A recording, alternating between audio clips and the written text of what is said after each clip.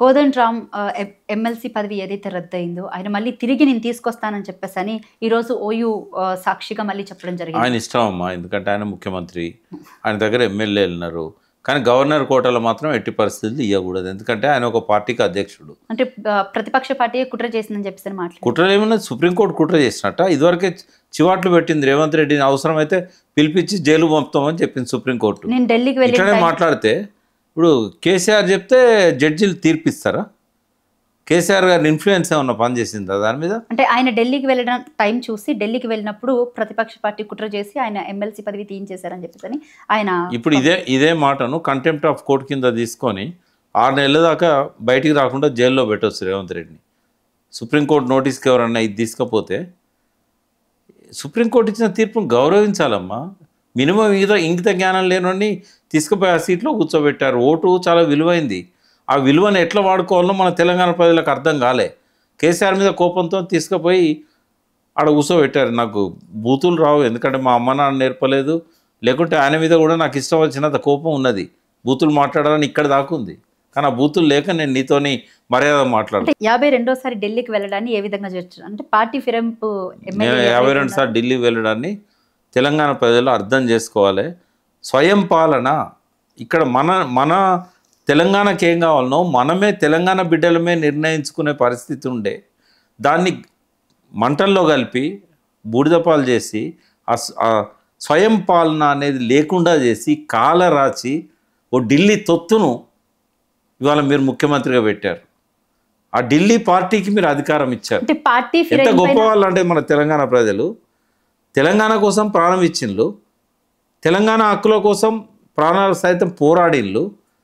But స్వయం పాలన తీసుకుపోయి ఢిల్లీ పాదాల దగ్గర పెట్టారు. చాలా గొప్పవాళ్ళు, చిరకాలం గుర్తుంచుకుంటాం మిమ్మల్ని. మేము 25 ఏళ్ళు మా సొంత భార్య బిడ్డలను వదిలేసి, మేమే కాదు ఎంతోమంది యాదిరెడ్డి లాంటి వాళ్ళు జీవితాలను ఫలంగా పెట్టి సాధించిన తెలంగాణ మంచిగా బతకండిరా అంటే కేసీఆర్ ఏదో అనడనో, లేకుంటే ఉద్యమకారులను పట్టించుకోలేదనో, బస్సులు వేసుకొని పోయి ఊళ్ళల్లో తిరిగి టీఆర్ఎస్ను ఓడించాలని చెప్పి మీరంతా చేశారు కదా. తలలు ఎక్కడ పెట్టుకుంటారు? రాజకీయ నాయకులను మీరు ప్రశ్నిస్తున్నారు, మీ తెలివితేటలను నేను ప్రశ్నిస్తున్నా. ఇదే ప్రజలను అంటుంటా నేను. ఇప్పుడు ఈ ప్రజలకేమన్నా మళ్ళీ బూతులు వస్తున్నాయి, ప్రజలను తిట్టద్దు అంటారు కదా. ఏం చేసినలే మీరు? ఢిల్లీ పాదాల దగ్గర తాకట్టు పెట్టింది ఎవరు? రైతు బంధు ఇచ్చిన పాలనను కాదా మీరు చేసింది? రైతు బీమా ఇచ్చిన పాలనను కాదా? మీ ఆత్మహత్యలను ఆపిన పాలనను కాదా? 24 గంటలు కరెంట్ ఇచ్చిన పాలనను కాదా? సొంతంగా తెలంగాణకి ఏం కావాలనో పనిచేస్తున్న ప్రభుత్వాన్ని కోపంతో ఇసిరి పడేశారా మీరు? ఇప్పుడు తెచ్చుకోండి. 52 సార్లు కాదు, 520 సార్లు పోతాడు రేవంత్ రెడ్డి, ఎందుకంటే ఆయన చేతిలో ఏం లేదు. ఏ నిర్ణయం తీసుకోవాలన్నా పైన తీసుకోవాలి. స్వయం పాలనను తాకట్టు పెడితే, స్వయం పాలనను బూడిదలో కలిపితే వచ్చే ఫలితం ఇది. ఇంకా 3 ఏళ్ళు గోసపడాల్సిందే మీరు చేసిన తప్పులకు. ఇలా మళ్ళీ ఆత్మహత్యలు మొదలైనవి, మళ్ళీ వలసలు మొదలైనవి. దీనికి కారణం ఆంధ్ర పాలకులు కాదు, దీనికి కారణం ఓన్లీ తెలంగాణ ప్రజలు. బుద్ధి ఉండాలి కదా ఒక మంచి ప్రభుత్వాన్ని మంటలో కలిపినందుకు.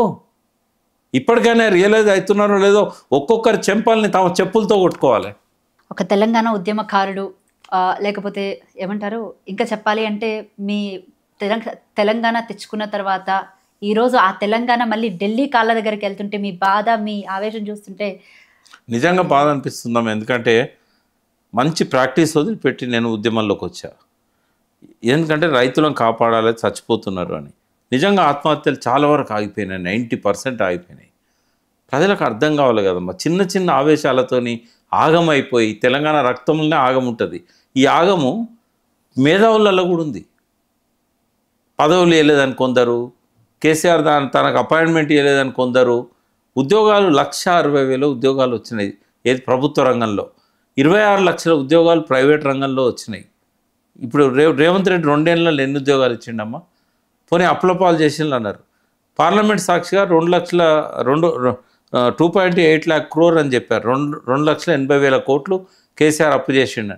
రేవంత్ రెడ్డి 7 లక్షల కోట్లు అనగానే జనం నమ్మేశారు. పోనీ ఆయన 10 ఏళ్లలో 2,80,000 కోట్లు చేస్తే ఈయన 2 ఏళ్లలో 2 లక్షల కోట్లు చేశాడు. ఆయనేమో ప్రాజెక్టుల మీద పెట్టాడు, అభివృద్ధి కార్యక్రమాల మీద పెట్టాడు. ఈయన ఎవరు, ఎక్కడ పెట్టిండమ్మా ఈయన? ఎక్కడ పోయినా 2 లక్షల కోట్లు?